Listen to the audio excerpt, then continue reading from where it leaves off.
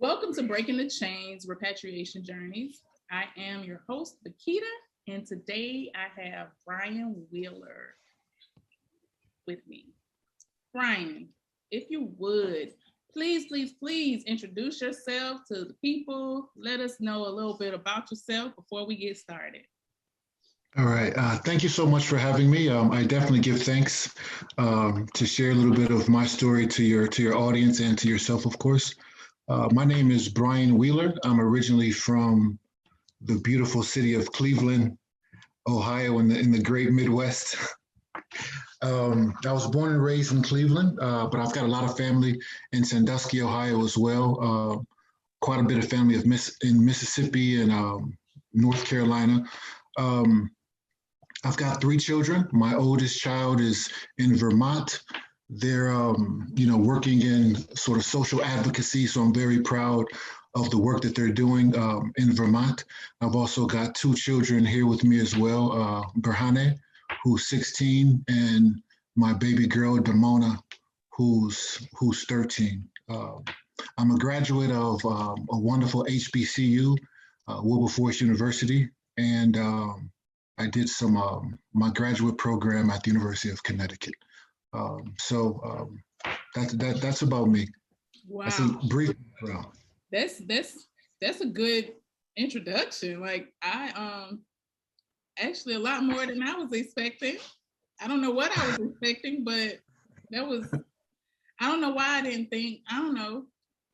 It seems like everybody's HBCU graduate, which is amazing. It's a lot of HBCU grads going to the continent. Right. So you are in Namibia. Windhoek, Namibia, yes. Windhoek, Namibia. How Somebody in the world end up in Namibia? Namibia. I give thanks. Namibia is a beautiful, beautiful country. It's a beautiful country. I've been here since 2011. However, our journey on the continent actually started in Kenya. We lived in Nairobi for about 2 years before coming to Namibia. I served as a volunteer with an organization in Kenya that did a lot of work in terms of public health and things of that nature. That's actually how I was able to repatriate. I found an opportunity to volunteer on the continent. So I volunteered there's opportunities to volunteer, but there aren't that many opportunities to volunteer where you can actually bring your children with you, your children in my then house. So we were blessed with an opportunity to volunteer in Nairobi. We were there for about 2 years. And then after my contract was over in Kenya, the idea, once you get a taste of Africa, it's hard to leave. It's hard to let go. So my contract ended December of 2010. So I was looking for work in Kenya. Not a lot of, it was difficult for me because I didn't have my work permit wasn't extended. So my former spouse, the mother of my children, is from Namibia.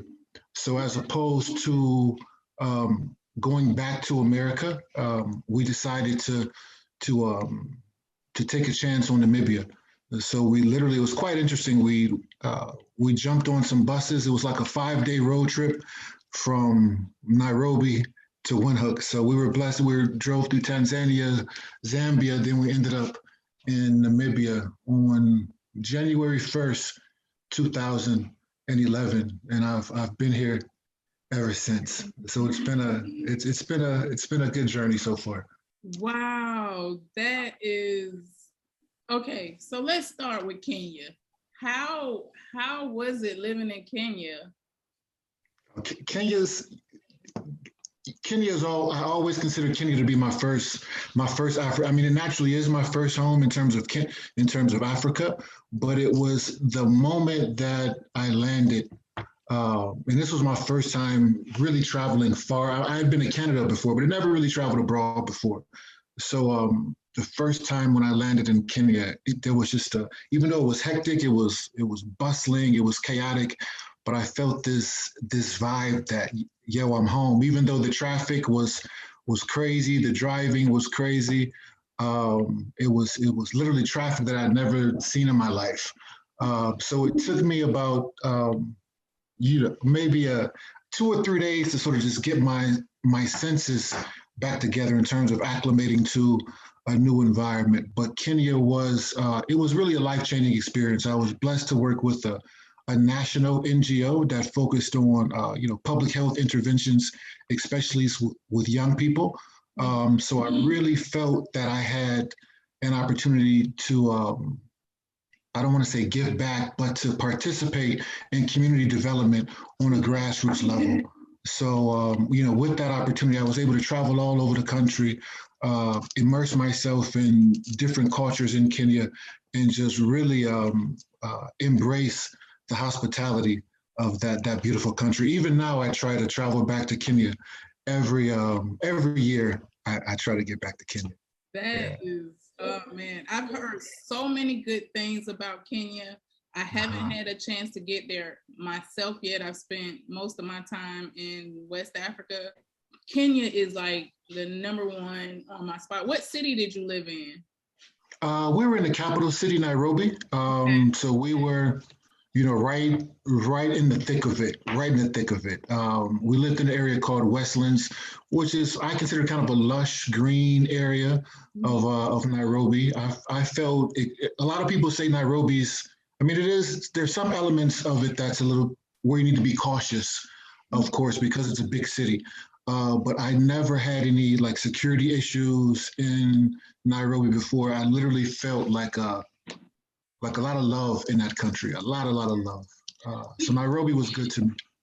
I always think about, us, those of us who are coming from large cities in America or urban cities in America and moving to, I guess, an urban city in Africa. I would think that it wouldn't be that much of an adjustment. Yeah, there's culture shock and all that, but you have your, I guess, city wiles about you. Exactly. So you just kind of like, okay, let me just get in with it. And you're from Cleveland, so I'm from East Cleveland. So you already got some wits about you when it comes to the things that could happen in big cities. So and I'm sure it is not nearly as dramatic as it probably would be for a Kenyan to move to East Cleveland. Exactly. It's true. It's definitely true because, so all in all, Kenya was a beautiful experience. I still consider it to be a second home. Yeah. I've got great friends and great family in that country. Wow. So now you move into, you have moved to Namibia. And you've been there for over 10 years now. And you are, I think you're probably the only person I've seen from our part of you're the only person I know that's in Namibia. Is there other African Americans in Namibia? There's a few of us here. I've got to get a shout out to my business partner from Detroit, Forrest. He's been in Namibia for literally well over 20 years. Well over 20 years. He's been on the African continent even longer than that. Forrest is like my big brother, my mentor, a business partner. He's a good brother. And then there's another sister that's from Tennessee. She's doing a fish farm. She's doing some fish farming type stuff here with aquaponics. She's from Nashville. Yeah. I need to talk to her. I do aquaponics. I was checking it out today on your on Facebook. I was checking it out. So her name is Sarah. She's from Nashville. She's doing some very good work with communities and teaching them aquaponics and things of that nature.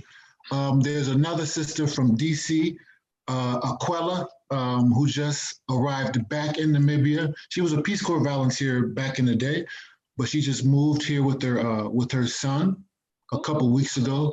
And then there's a sister that you may have heard of, Kaylin Hutton. She's really a big advocate for Namibia. She does a lot of work with social media.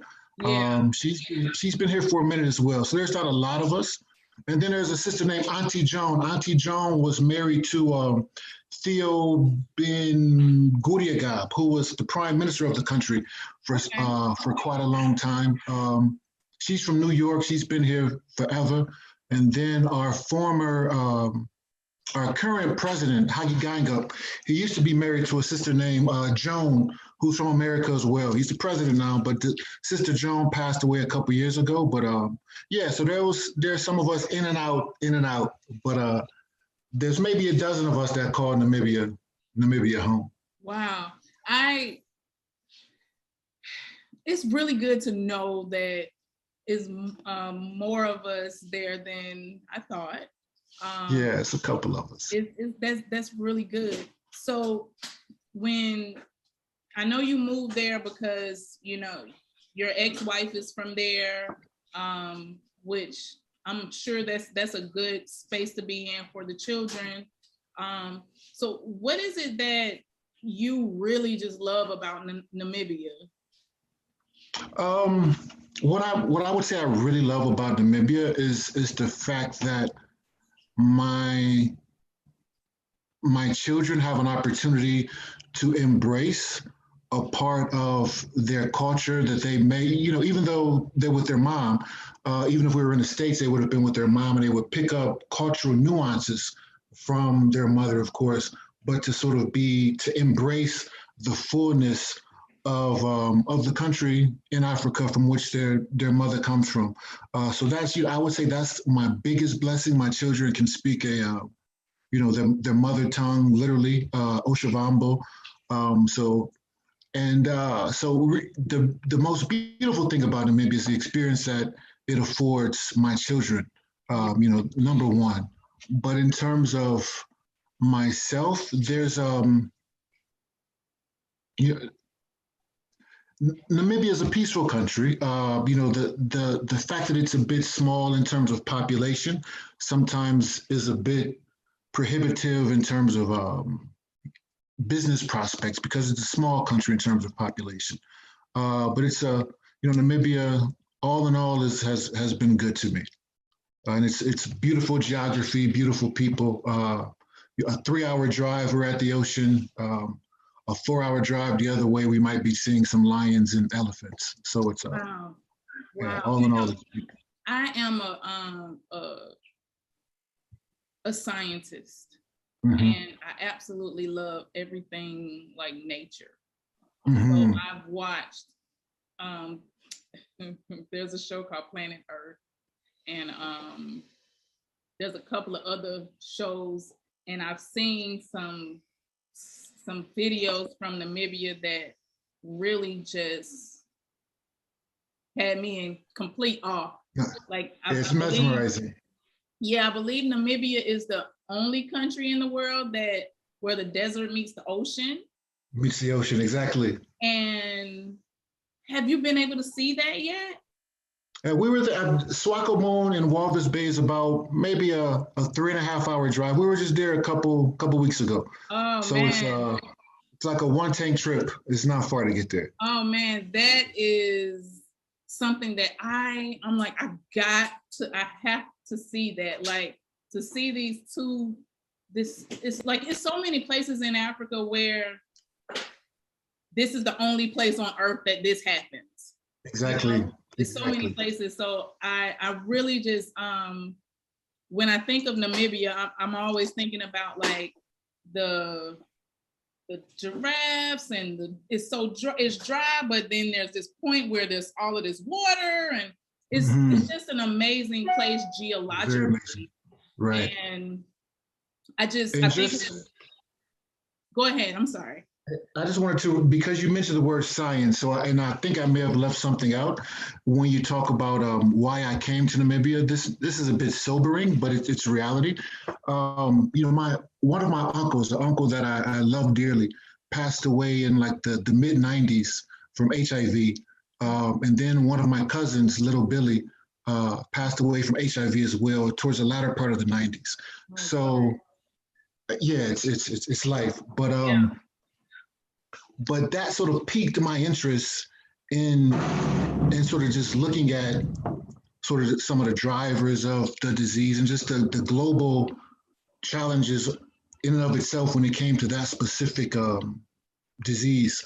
And then when I went to graduate school, a lot of my academic work focused on like looking at public health outcomes, and I did a lot of research, not on really the scientific side of HIV, but sort of the community driver type issues as it relates to HIV and how it impacts community, so on and so forth.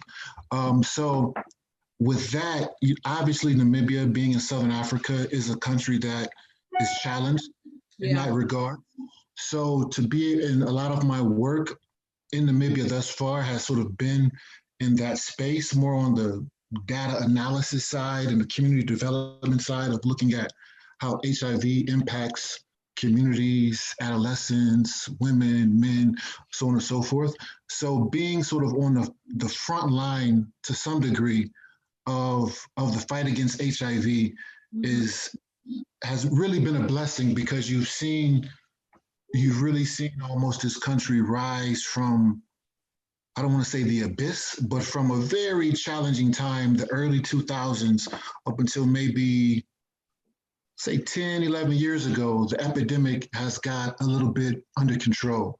So people now, go ahead. It looks like it's interesting that that's even the thing, because, nowadays we don't hear about HIV. It's like it kind of just went away. Yeah. So to hear you, talk about the effects of HIV in the country is really, it is sobering, because it's sobering. Yeah, it's reality. It's just kind of like, oh wait, that is actually still a thing. It's still happening. Yeah. It's some regions of this country, really some of the most beautiful regions of this country have prevalence rates of 12, 15%. So it's still, wow. And that's not in all the country, but in certain parts of the country, the prevalence rate is very, very high. But the upside is that nowadays HIV isn't a death sentence. People are once they find out they're positive, they're taking their medicine. PMTCT is available, whereby mothers that have the virus can still deliver babies that are HIV negative. So really seeing this country sort of not move past, but be able to deal with this public health crisis with dignity and support and proper health care has really been something that's been really life-changing for me, just to be a part in some small way of the fight against HIV and AIDS in Namibia, and to a larger degree, all of Africa has been a blessing, to be quite frank. So how did you get involved in such a thing? Really purely by chance. Like when I was in the States, I worked at a community college, but I worked in the prisons. I was a coordinator for prison programs throughout the state of Ohio. So my opportunity in Kenya was really purely by chance. I worked with an organization that focused a lot on HIV and wellness in general. So that sort of gave me some practical experience. So once I came to Namibia, really the development space in all aspects have some connection to HIV. Even if you're working in one of my first jobs here was at a vocational training center. But are you still with me? I'm here. Okay, but one of my first jobs in Namibia was at a vocational training center. Yes, we wanted the young people to get training so they could start their own businesses or get a job.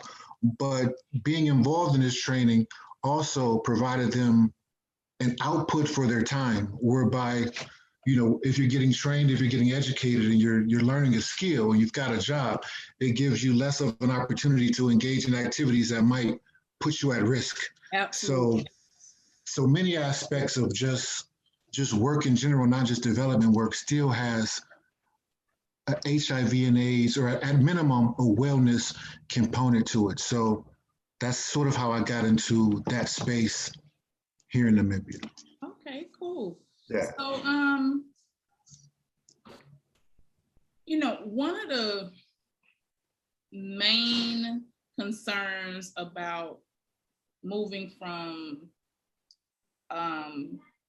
America to Africa is, how am I going to make a living?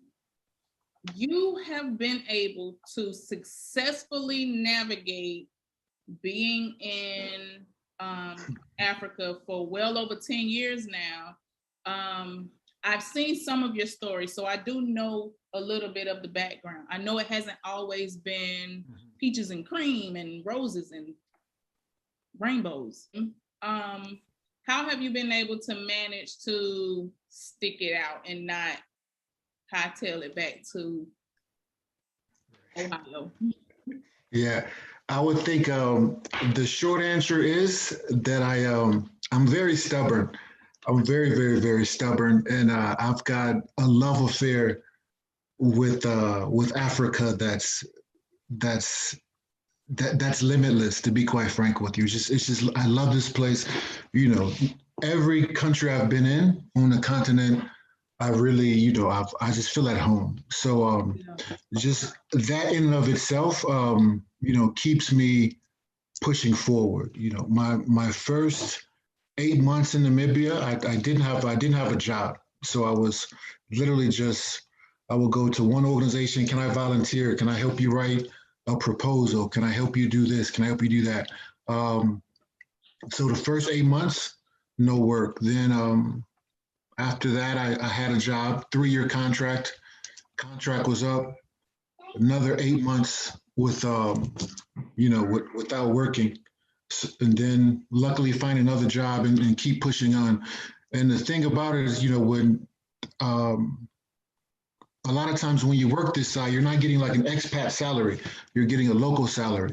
So, I've even though I've worked in international organizations, I get paid just like the brother down the street. I get paid like by a Namibian salary. So my mother really taught me, just growing up, my mother had a job, but she always had a side hustle too. Right. And she was, I remember growing up, my mother, back in the day, she would be typing people's manuscripts, typing people's books on her little typewriter on her desk.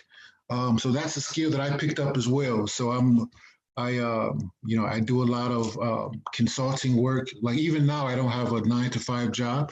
My last job, my contract ended in 2018. So I was sort of forced to embrace my entrepreneurial side. So, I've done quite a few businesses here, some successful, some not so successful. What I'm doing now is a bit, I'm a bit more optimistic about our latest business pursuits. So I think what's really held me in the continent thus far is being, purpose driven and just looking at it like going, I've got a loving mother, a loving family back in the States. So if I had to go home or go back to Ohio, of course, their doors are always open. But once I made the decision to come to Africa, I've got to give my level best to reach my greatest aspirations. I don't think many people understand like the ability to be able to do like consulting work and what that looks like. Can you kind of explain? 'Cause I've worked for development companies myself in consulting.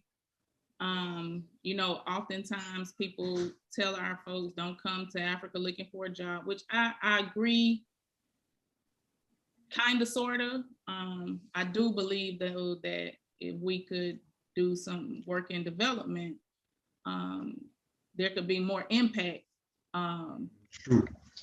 We could make more impact than the other people, because most of them aren't necessarily there for impact, they're there for the money. So can you explain like how do you get involved in development or like consulting for maybe a development agency? I think the first thing to do is make sure your skills align to some set of the objectives of what an organization is doing. Of course, if you know, a person with medical skills, the world is their oyster. I mean, there's tons of opportunities in terms of clinical work, medical work, and things of that nature. But for those of us with more sort of general skills, when you look at the development space now, just the idea of communications is something that all development agencies need. They need to get the word out about what it is that they do. So even a person who's got communication skills can try to position themselves to be a social media manager for a particular campaign or something that XYZ NGO is doing. Right. In mine, for me, for example, statistics and data analysis isn't something that I'm passionate about, but it's something that I can do. Right. So monitoring evaluations and looking at the impact of programs is something that many organizations need. That's not to say you always get the job once you submit a proposal to consult, but I've been lucky a bit, so I've been able to get a few here and there to sustain me. Yeah. Yeah. I think that if our people understand that there are other options, especially when you have certain skills, it would make it easier to wrap your mind around the idea of repatriation, because of the idea that, okay, even if maybe this business that I want to start doesn't go exactly the way that I want it to go, maybe I could try something else. And exactly. speaking of business, you said you've started a few businesses and they didn't all go the way you wanted it to go. Can we just talk a little bit about that? Because I think that for me, I think it's a bit unfair, or I don't know the word that I'm using. I'm looking for, but I think we give people, sometimes people give the impression that, oh, you just come to Africa and start a business, and then your life is just gonna be amazing from there. Can you just talk about the struggles that you encounter when, I mean, business is hard anyway, but right. Can you just talk about that for a minute here? Yeah, when I would say in 2012 is when I did my first business venture in Namibia. Mind you, I'm coming from Kenya. I'm a Rastaman, so I love reggae and African music. So the first venue I opened up a sort of a restaurant in Namibia. I'm thinking I'm in Africa. And we're gonna play reggae music. We're gonna play some West African music, obviously some Namibian music, and a ton of people will come and show up. Right. It didn't happen.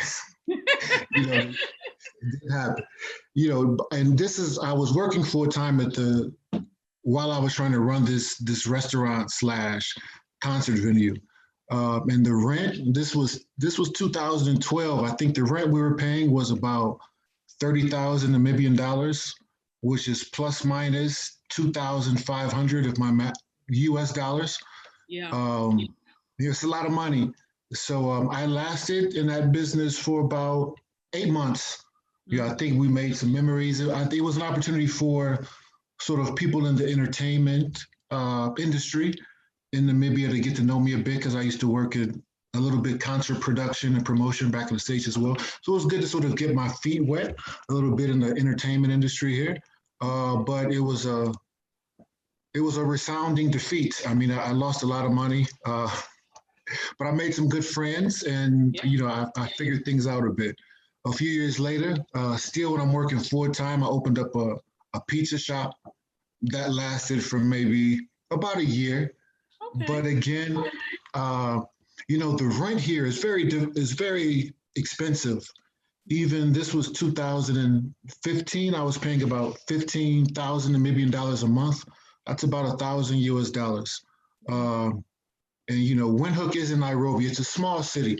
The city kind of goes to sleep at 6 or 7 o'clock in the central business district. So, it was another L, but I learned from it. Yeah. 2018, when I left my last job, I opened up a beautiful like um, coffee shop, entertainment venue. I'm still doing my coffee business. I'm still wholesaling and retailing and importing and exporting coffee, but the cafe side of it, I'm not doing any longer because, just in short, I picked the wrong business partner. There were some issues. Yeah. Those were sort of some of the challenges. Our newest venture, I'm a bit more optimistic about. We've got a professional team. Things are going nicely in terms of our newest business venture. But I think failure sometimes prepares you for success. Um, Absolutely. and that's how I really look at some of my past business ventures. And I've always had to work full time while I'm doing business. So Mhm. now my mind is freed up. I'm a bit more, I can sort of tap into my creativity and my business acumen a lot more than trying to relegate it to an after work type passion. Right. So yeah. So for those of us who are still on this side and they want to come and start a business and do all of that, what kind of advice could you give them as far as business goes or I starting a would business goes? my first piece of advice would be to spend some considerable time, at minimum a couple weeks, or best case scenario a couple months, in the country and the city that they want to do the business. Make sure there's a demand for that business. A lot of times you think you've got a great idea, but consumers might think it's a great idea as well, but they don't see it as a priority. And figure out your target market, whether you want the people that live uptown to support you, whether you want the people in the middle to support you, or whether you want to provide a product or services to people, to the more struggling members of the community. Just try to do a nice disaggregation of your target market and try to make sure you've got something that not only that they want, it's something that they need, because you know the the the dollar, and what's the word, like the disposable income this side is less. Right. So you've got to, whatever product or service you have, it's got to really try to add value to people's, whether it's entertainment, whether it's a primary resource that they need, whether it's a product or services. You want to make sure it adds some value to people's, or at least people perceive that it adds some value Right. Right. to their wants and needs. So but there's tons of business opportunities this side. It's just a matter of really being creative and having, of course, the resources to sustain it. I think that's been a challenge of mine as well. I kind of, one paycheck I'm paying my rent or my mortgage at my house. The next paycheck I'm paying my rent at Business. my business premises. So Yep. if people have the resources, it makes things easier. And pooling resources, this idea of collective security, I did it on my own, and of course with my former spouse, we did it together. But if people can pool their resources together, it makes the burden less in terms of doing business, because we all know the first 6 months you might not be seeing a profit. Yep. You might just be pushing money into the business. So just make sure you have enough money to sustain whatever endeavor that you're trying to do. Right. I totally agree with you. I think that many people who are, you you look at the continent and you see that there's so much need and there's so much that can be done, but I don't think people take the time to do the market research that it takes Right. to figure out, while this may be a good idea, is it something that the population is ready for? Is it something Exactly. that economy can support? Mm-hmm. So if like, as I'm a farmer, so food security is my business. Mm-hmm. But what food am I growing? is that food, who is my target market, and am I going to be able to get customers who are going to buy this food from me? Why will they buy the food from me? So, you know, I think it's important that our people really learn how to do the market research. Like you said, you need time on the ground to actually do the research that it takes. For our farming business that I started in with my partner in Guinea, she was a Peace Corps volunteer in Guinea. So she had been there for Peace Corps. Then she stayed, and she had been there for like 6 or 7 years before we actually started our business together. So she had all of these contacts and all of this stuff. And doing the market research was easy for her because she knew she had contacts. She knew people. And it's because it's not like you can just go online and figure it out like you could here. There, you actually got to get on the ground and go to places, and you know, you have to do the work. But you know, I'm glad that I want to thank you for just being real and saying, you know, I took some L's. I lost a lot of money, but the great part about it is you're still there. Have you been back to the US? I haven't. To be quite frank with you, that's not something I'm really proud of because I miss my mother. I miss my mother so much. I miss my big brother. I miss my child in Vermont, and I miss my cousins. You know what I mean? So I've got people there that you know, that connection. Sometimes you know, I miss. You know, there's nothing like a mother's hug. Nothing like a hug from your child. So on that level, you know, I'm hoping to get back this year for maybe a couple of weeks, maybe even a month, just to reconnect with my family. But yeah, you know. So but I don't. I just wanted to talk about that a little bit more because I think a lot of people misunderstand that part of repatriation. When you move to another state, it's not that big of a deal because you could literally get in a car and drive. I could drive from Georgia to California if I wanted to. But you can't hop in the car and just come back home. Right. On the other side of the world. And I don't think people really understand that you really have to have an affinity for the place to be able to stay and not come back and forth like that. I'm an only child. So, and my mom has been to Africa with me. She's been to Ghana with me rather. And but she doesn't want to live in Ghana. She you know, she's like, if this was maybe 20 years ago, maybe. Right, it's understandable, yeah. I don't really, you know, this is my home. And I'm like, okay. So it keeps me doing back and forth a bit. A back and forth dance. And when you're there, you do miss home. You miss this part of it's hard because I feel like Africa is my home. But then this is where I'm from. Right, right. That's a good way to say it. Yeah. You know, you do miss where you're from. But thankfully, we have this kind of communication. Right. That's what makes it easier. It makes it a little easier. Yeah. But, you know, I always wonder, like, for people who have been in Africa for 20, 30 years, like, what did they do before this technology came? Right, before you could do a Zoom Thanksgiving or Zoom Christmas with your people. Yeah, man. So I hope you get back here soon with all of this craziness going on.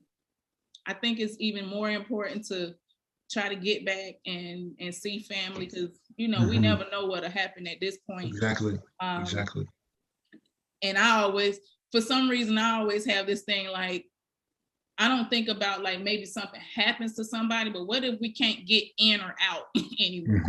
You know, like Yeah. I don't want to get stuck in here, but I also don't want to be stuck out either because Out on the other side. Yeah. yeah. So is there anything that you could say that would make you move back to America? Is there anything that would make me move back to America? Yeah. When we say move back, if I had to do an extended stay in the States to obviously take care of a family member, I don't really have any finances outside any longer, like my houses that I used to own. I don't have those any longer. I don't really have any financial obligations outside of student loans, that side. So if there was something that happened to my family and they needed my physical support, then I could never say no. But that would be an extended visit to get my people right and to, if necessary, comfort my people. But in terms of moving back to America, I don't really see that happening. I don't see it happening. I could, just looking in your face, I could look, nah. I don't see you ever being. I really just, even though the struggle is real, just to be completely frank, but there's a piece of mind and a sense of self that I've that this continent, not just Namibia, but this continent has sort of surrounded me with, that I don't think I would be comfortable with giving that up. I totally agree. I've been coming back for a while now, back and forth, and every time I come back here, it's harder to be right. Because once you tasted and lived in real freedom, going back into oppression is like, it just feels so I can't even explain it. Yeah, but I understand it. It is a hard thing to do, but I do understand because, like I said, I am an only child, and there's no way that I could ever say that I wouldn't come back. But not to stay for good. Like I'll never like just say, oh, I'm gonna live in America and I'll die here and y'all can bury me here and all of that. No, bury me over there. Bury me on my homeland, even if you just burn me up and fly across the desert and just sprinkle my ashes. Bury me over there. Yeah. But no, I can relate. You have your new business venture. Is it something that you can talk about? Sure. Actually, it's something I'm very excited to talk about.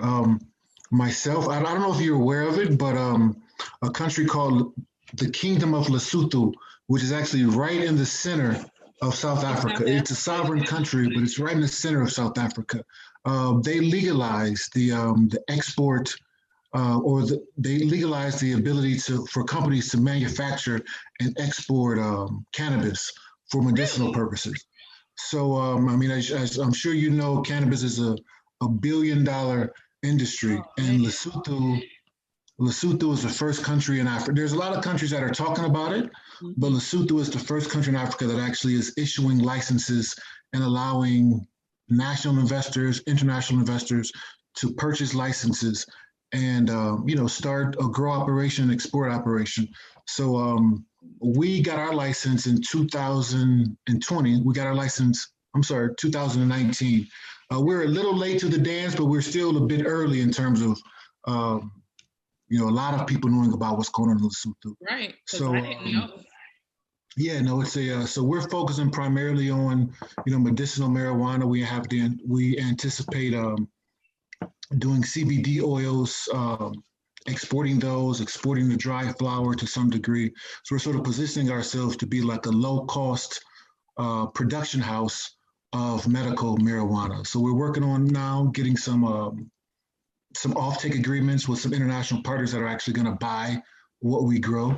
We're working right now on getting some GMP, it's called GMP compliance, so we can actually legally, our marijuana that we grow meets international standards.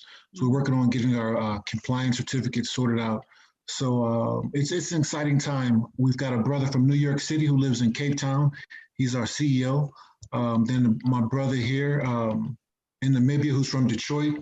He's one of our shareholders, myself, and then we've got a team of really brilliant Lesotho nationals as well. So it's a nice Pan-African team, and we're working very well together. So we anticipate being one of the first Pan-African cannabis suppliers that, really hits the globe. Oh man, now that's right up my alley. Yeah, so we're working hard. I love that. I absolutely love that. Is the licensing expensive? I guess expensive is relative, but it's the license. It's renewable every year for 20 plus minus 25,000 US dollars. Okay. So it's expensive, but if you've got a team of professionals together, we can pool our resources and get it. So we just renewed our license for this year, and we're in the crowdfunding phase right now to actually be able to start building the greenhouse and really get the production started. Oh, cool. So, we're really trying to position ourselves as well, because even with that 25,000 US dollars is really prohibitive for, let's say, the average person in Lesotho. So we're making a point to integrate Lesotho nationals into our work. So we're building a corporate company, but we want to build it with with grassroots communities being an integral part of what we're doing. Oh, so man, that's dope. Are you guys gonna grow in soil or soilless? Have you all decided? Well, the outside operation likely would be with soil. The inside possibly hydroponics, but we're hoping we'll be at that stage. Let's say May, June. We're actually putting seeds in the ground. That's our goal. So some of those technical things we still have yet to work out, but right now we've secured the land, and hopefully within the next couple months we'll be building up some greenhouses. Man, that is absolutely amazing, and I would love, once you guys get going, I would love to come and visit your farm and. Oh, please. Because I think it's amazing for our people. We need to be in that space. We've been in that space for a very long time, but we need to be able to be in the space the right way. Exactly. And in a global manner. I think it's important that we venture into the global market when we do things, instead of being, playing ourselves so small. It's important that we globalize all of the things that we do, especially under the Pan-African banner of us. There needs to be, like, in our company, we are African American, Liberian American, Nigerian, and Ghanaian. It's a pretty nice little diverse and I think yeah. we all need to try to build our companies to be Pan-African centered, so that we can continue to build these bridges. And I love that you all are working together in that manner. It's pretty dope. So how can you be reached if someone wanted to get more information? How should they reach you? Okay, my Facebook is Brian D. Wheeler. Our company website is Afrahelios, APHRI Helios, HELIOS.com, Afrahelios.com. Info@afrahelios.com is the email that I monitor.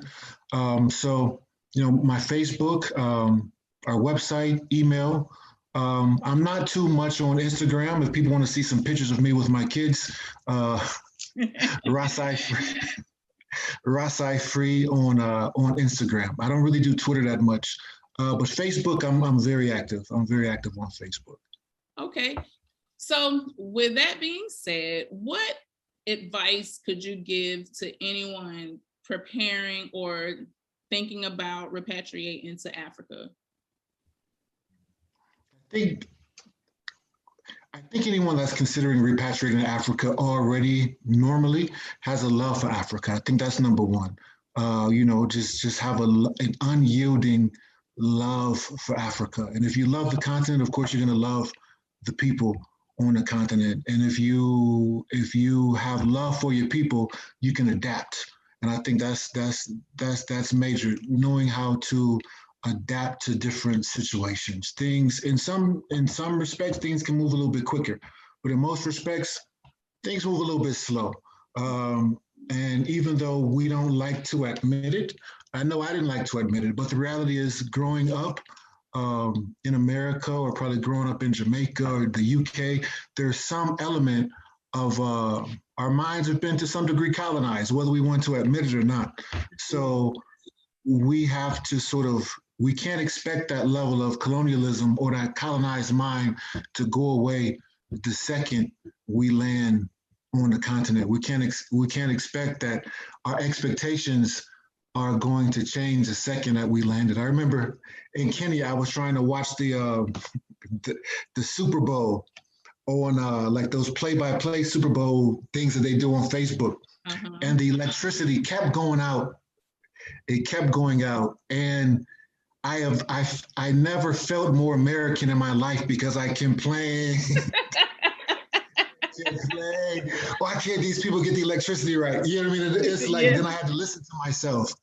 It's like the reality is this is how it is. Not that excuses the fact that our people don't deserve electricity to be available properly, but just that's the way it is at that point. So we need to learn to adjust. We don't want to lower our expectations in terms of thinking that the quality is less this side, but we need to just understand that things move differently.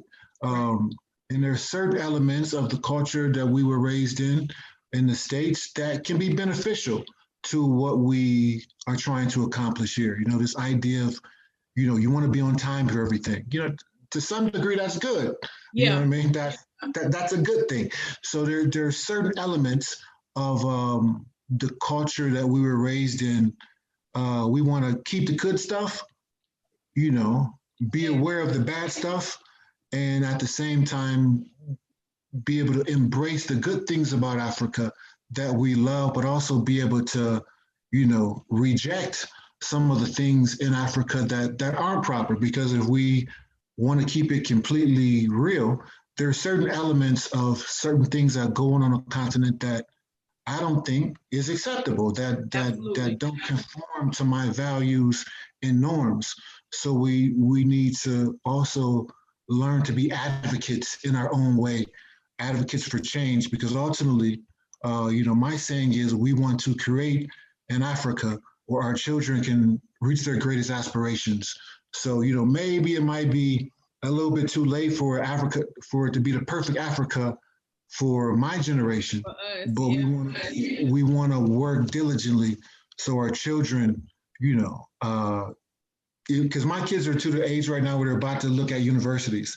I tell them, go wherever you want to go. I don't want to hold you back. If you want to go to New York, if you want to go to Ohio, if you want to go to the UK, go if that's where you want to go. But also realize you can look at Addis Ababa University. You can look at the University of Cape Town. You can look at the University of Ghana. You can look at universities in Rwanda.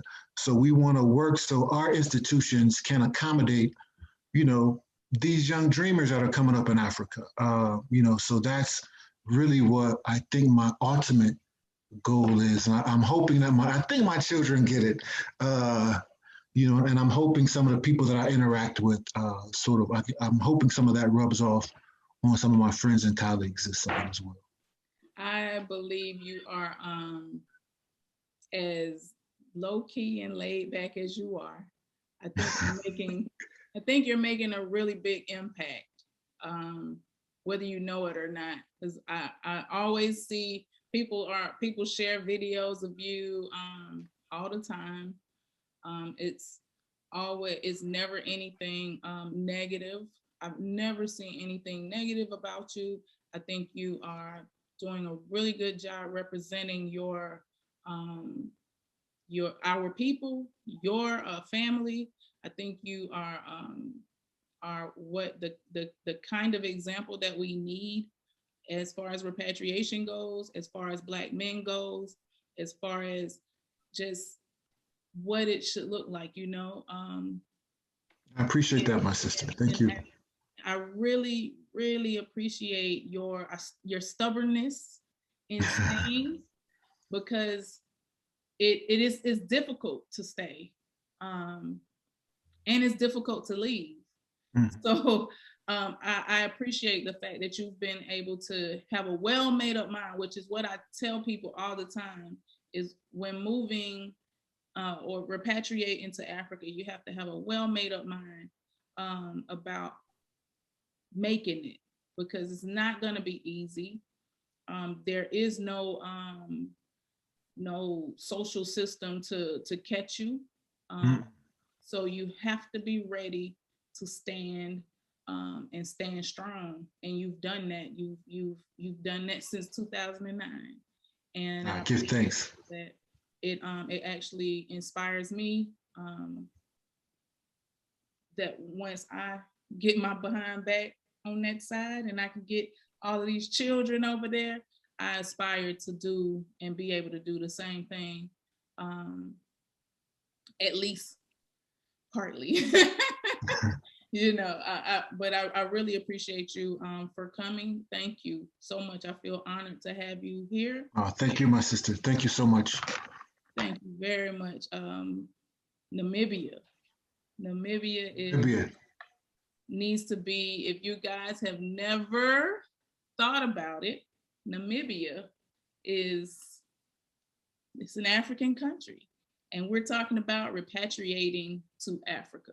Not just one place, but repatriating to the continent of Africa, where we have so many nations, so many places, it's so much space, there's plenty of space for us. So if you want to repatriate, here's an example of what repatriation could look like. Thank you, Brother Brian. Thanks, my sister. Thank you so much. Blessings. Blessings. And you have a wonderful rest of the night. And please greet the kids from Uncle Brian. I will. Greet your kids from Auntie Keita. I shall. Okay, blessings, my sister. Blessings to you too. Okay, one love. Bless up. Peace.